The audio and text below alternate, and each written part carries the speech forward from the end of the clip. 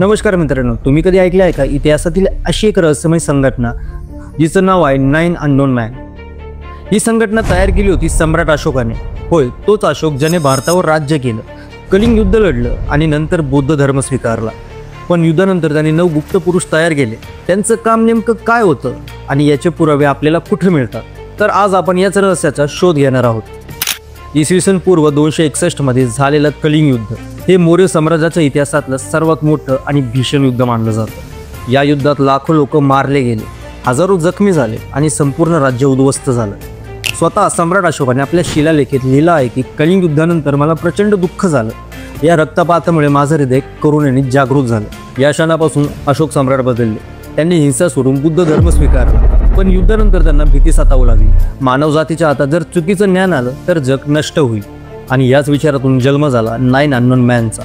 कथेनुसार अशोकाने 9 अत्यंत विद्वान आणि बुद्धिमान लोकांची निवड केली। हे लोक वेगवेगळ्या क्षेत्रात तज्ज्ञ होते। प्रत्येकाला दिलं गेलं एक गुप्त पुस्तक, ज्यात होतं असं ज्ञान जे चुकीच्या हातात गेलं तर मानवजातीसाठी विनाशकारी ठरू शकतं। तर ही 9 पुस्तके अशी होती: फिजिकोलॉजी, बायोलॉजी, मानवी शरीरावर प्रयोग, जीवनशास्त्र, जनावरांचं नियंत्रण, मायक्रोबायोलॉजी, पॉइझन, फिजिकोलॉजी, कम्युनिकेशन, लोकांना प्रभावित करण्याचं गुप्त शस्त्र।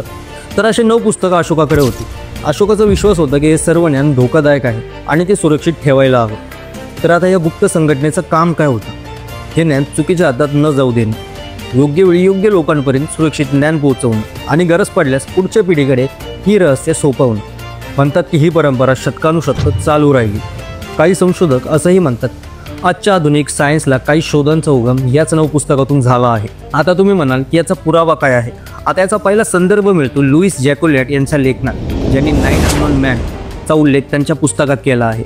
आता याचा दुसरा संदर्भ 1923 मध्ये टॅलवुड मुंडी यांनी लिहिलेला द 9 अननोन या कादंबरी। जर ही कादंबरी काल्पनिक असते तरी त्यातला माहितीचा आधार ऐतिहासिक असल्याचं म्हटलं जातं। आता तिसरा पुरावा म्हणजे अशोकाचे शिलालेख, ज्यात कलिंग युद्धानंतर त्याचा बदल स्पष्ट दिसतो।